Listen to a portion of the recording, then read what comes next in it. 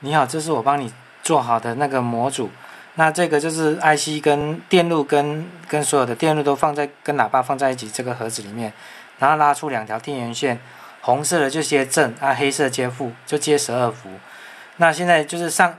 我现在2条就是我现在就是接变压器，然后测试给你看，它电接上去的时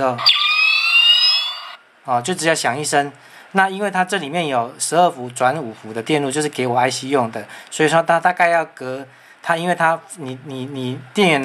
断掉之后，它会隔大概6秒到7秒，让它里面放电都回到初始的状态。那你再接上去，就会正常动作。好，你看我现在要拿掉，1、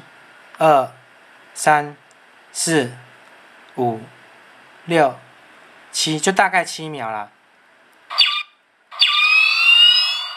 如果太快接的话，它因为还没放电完，所以说不会再响一次，所以大概中间间隔大概6秒到7秒之间就可以了。那它就是会再响一次。那这个是因为它就是中间有那个12伏转5伏的电路，它说要放电放到